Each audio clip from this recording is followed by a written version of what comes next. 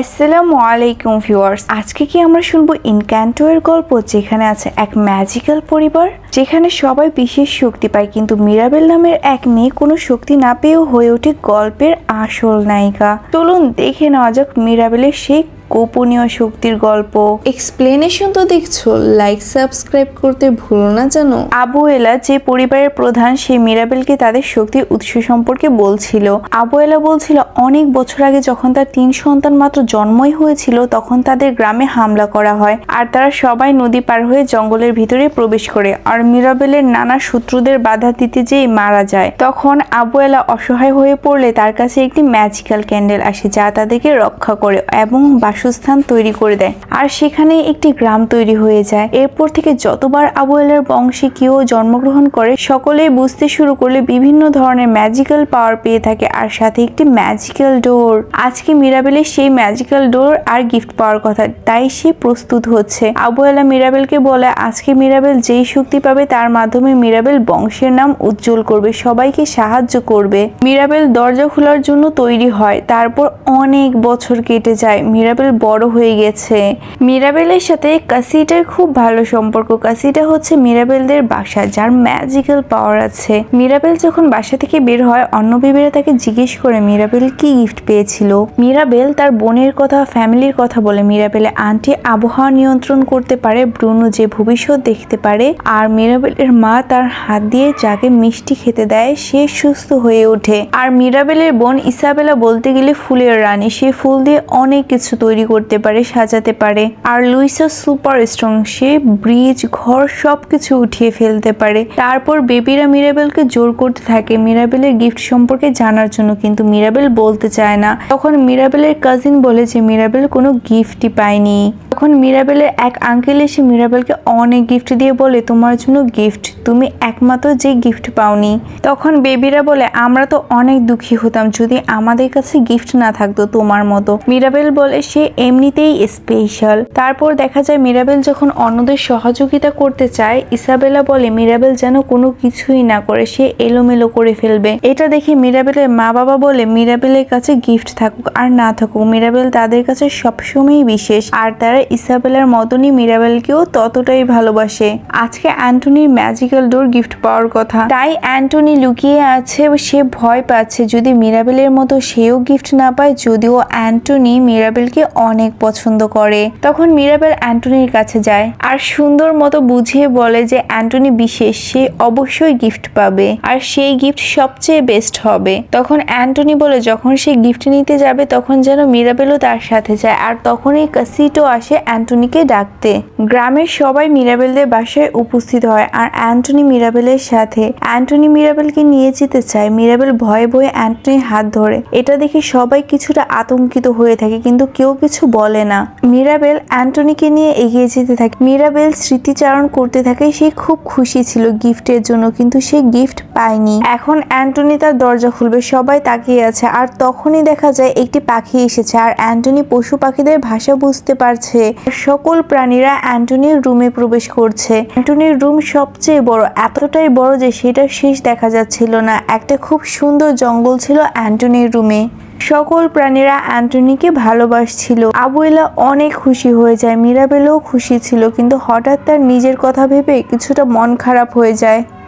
Mirabel room থেকে বের হয়ে যায়। মিরাবেল যখন কমন রুমে আসে, সে দেখে কাসিটোর শক্তি শেষ হয়ে যাচ্ছে আর সম্পূর্ণ ঘরে ফাটলের সৃষ্টি হচ্ছে আর ম্যাজিক্যাল ক্যান্ডেলও নিভে যাচ্ছে। সে দৌড়ে অ্যান্টনির রুমে যায় আর বলে কাসিটা ভেঙে যাচ্ছে। সকলে দেখতে আসলে দেখে কিছুই হয়নি, সব ঠিক আছে। তখন মিরাবেল তার মাকে বুঝাতে চাইলেও তার মা বলে মিরাবেল হয়তো ক্লান্ত। মিরাবেল বলে আমি ইসাবেলার মতো পারফেক্ট না হলেও আমি ফ্যামিলির কথা ভাবি। তখন মিরাবেলের মা বলে তুমি যেমন তেমনই আমার কাছে পারফেক্ট। সে আরো বলে মিরাবেলের হৃদয় অনেক বড়, ভালোবাসাময়, আর সেটাই সবচেয়ে সেরা। মিরাবেল রাতে ঘুমোতে পারছিল না, সে ওই ম্যাজিক্যাল ক্যান্ডেলের কাছে চলে যায়। সেখানে যে সে শুনতে পায় আবুয়েলা জানে যে ম্যাজিক্যাল পাওয়ার কমে যাচ্ছে আর কাসিটো ভেঙে যাচ্ছে। সে শুধু সবার কাছে ছোট হয়ে যাবে এই ভয়ে কাউকে কিছুই বলতে চায় না। মিরাবেলা এটা লুকিয়ে শোনে আর ভাবে সে এর কারণ খুঁজে বের করবে আর সব ঠিক করে ফেলবে।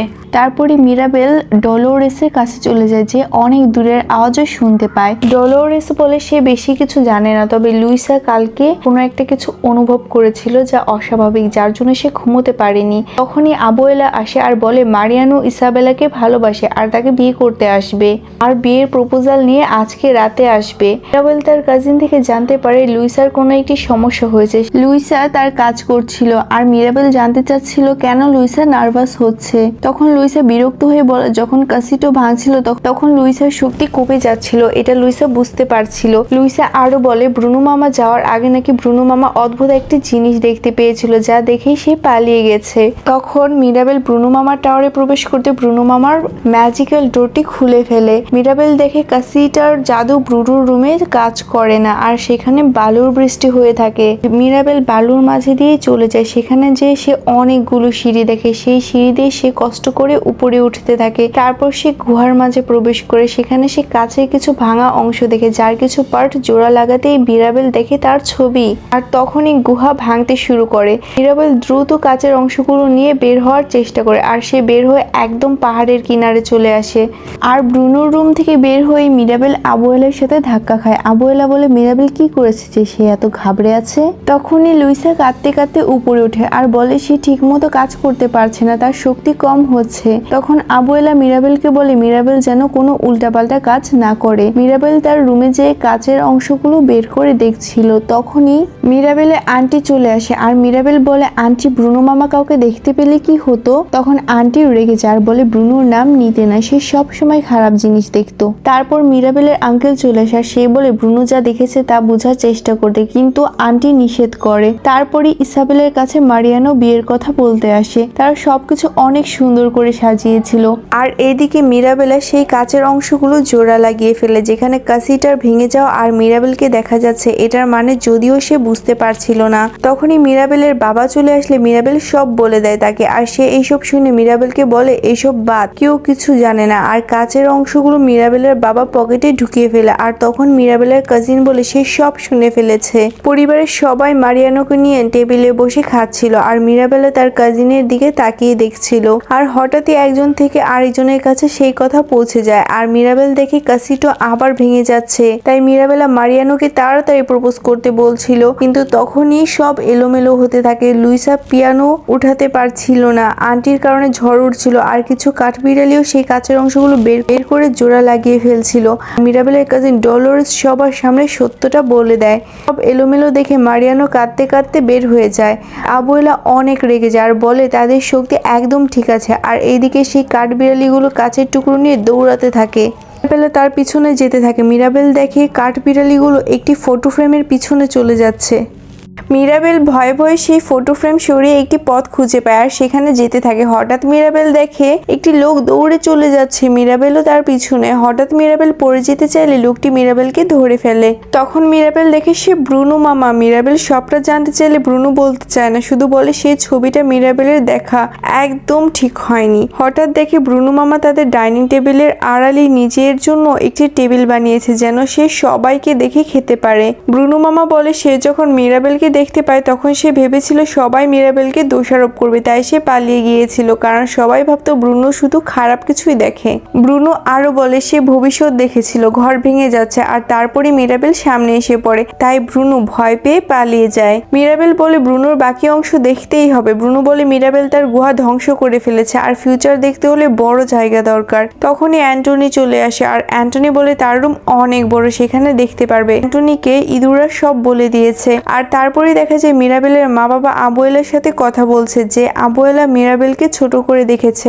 এছাড়া এখন ঘরে ফাটলের সৃষ্টি হচ্ছে অনেক। আর এইদিকে ব্রুনো মিরাবেলকে নিয়ে ভবিষ্যৎ দেখার চেষ্টা করছে। তারা দেখে ম্যাজিক্যাল ক্যান্ডেল নিভে যাচ্ছে, ঘর ভেঙে যাচ্ছে। তখন মিরাবেলকে দেখা যায়। মিরাবেল ম্যাজিক্যাল ক্যান্ডেলকে রক্ষা করছে আর সেটা তখনই পারবে যখন সে ইসাবেলাকে জড়িয়ে ধরবে, অর্থাৎ মিরাবেলের সাথে সবার সম্পর্ক ভালো হবে। কিন্তু এটা দেখে মিরাবেল বলে এটা কখনোই হবে না, কারণ তারা একে অপরকে একদম পছন্দ করে না। আর তাছাড়া মিরাবেল চাইলেও ইসাবেলা কখনোই এটা করতে চাইবে না, কারণ ইসাবেলার বিয়ে মিরাবেলের কারণেই ভেঙে গেছে।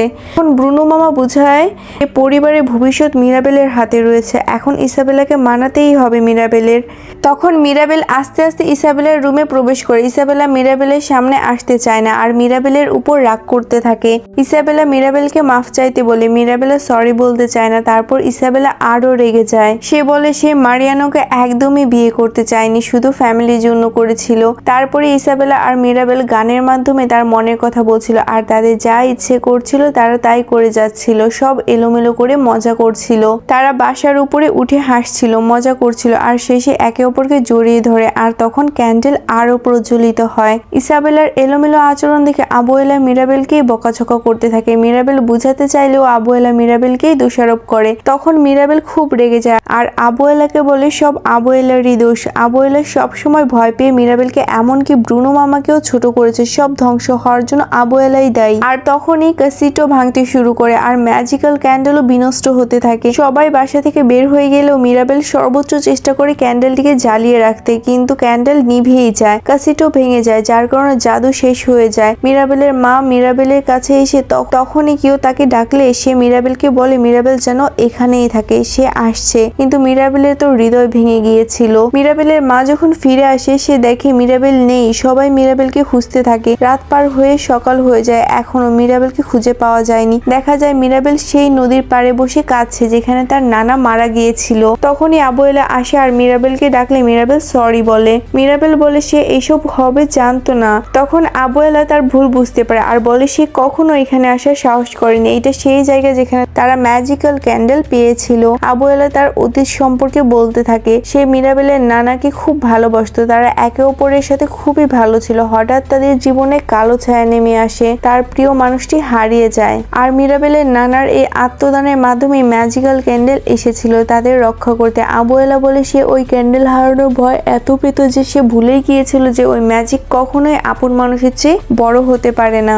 আবুয়েলা বুঝতে পেরেছে সে অন্যায় করেছে। সে মিরাবেলের কাছে ক্ষমা চায় আর তখনই দেখা যায় একটি প্রজাপতি নদীর মাঝে এসে বসেছে। মিরাবেল আবুয়েলার হাত ধরে সেই প্রজাপতির কাছে আসে আর বলে আবুয়েলার কারণেই মিরাবেল এত সুন্দর ফ্যামিলি পেয়েছে। যা কিছু আজকে রয়েছে সবকিছু আবুয়েলার অবদান, আর যা ভেঙেছে তারা একসাথে জোড়া লাগাবে। আর তখনই অনেক প্রজাপতি আসে তাদের ঘিরে ফেলে। তারপরই ব্রুনো আসে আর আবুয়েলাকে বলতে থাকে মিরাবেলের কোনো দোষ নেই আর এখন সে কিছুই মনে করবে না, যা খুশি ভাবতে পারে। আবুয়েলা তখনই ব্রুনোকে জড়িয়ে ধরে আর সবাই একসাথে বাসার দিকে যেতে থাকে। মিরাবেলের মা মিরাবেলকে জড়িয়ে ধরে। তখন সবাই বলে এখন তারা কোথায় থাকবে। তখন মিরাবেল বলে তারা সবাই একসাথে তাদের ঘর বানাবে। আর তারপরে দেখা যায় গ্রামের সবাই মিরাবেলদের সাহায্য করতে আসছে। খুশি হয়ে গান গাইতে গাইতে তারা সবাই মিলে মিরাবেলদের ঘর বানাতে সাহায্য করতে এসেছে। তারা সবাই কাজ শুরু করে। মিরাবেল মারিয়ানোর কাছে যায় আর তার মন খারাপ দেখে বলে তোমার জন্য বিশেষ কেউ আছে,